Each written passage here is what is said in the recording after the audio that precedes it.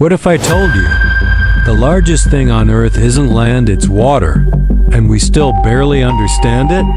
The Pacific Ocean covers more space than all continents combined, yet most of it remains unexplored. But that raises a bigger question. The Pacific Ocean exists the way it does because of how Earth's tectonic plates have been moving for millions of years. These plates slowly drift apart and collide, shaping the ocean basins.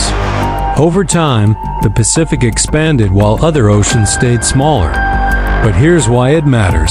The Pacific isn't just big, it controls global weather, stores massive amounts of heat, and influences storms, fisheries, and even the air we breathe. So when something changes in the Pacific, it affects the entire planet. So if the Pacific is this powerful, the next question is, think of the Pacific like a giant heat engine. It absorbs sunlight near the equator and slowly moves that heat across the globe using ocean currents.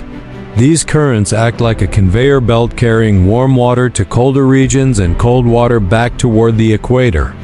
This process shapes weather patterns like El Niño and La Niña, which can cause floods, droughts, or even change crop production worldwide.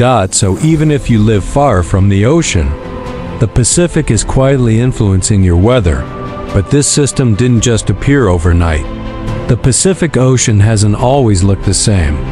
Around 200 million years ago, during the time of dinosaurs, there was a superocean called Panthalassa, basically an ancient version of today's Pacific. Since then, tectonic plate movement has been slowly shrinking the Pacific. Yes, shrinking. Scientists estimate it's getting smaller by a few centimeters each year as surrounding plates push inward. That's about the speed your fingernails grow, but over millions of years, it reshapes the planet. And here's where things get even more interesting. Here's a fun but mind-blowing fact. The deepest point in the Pacific, the Mariana Trench, is so deep. If you dropped Mount Everest into it, the peak would still be underwater.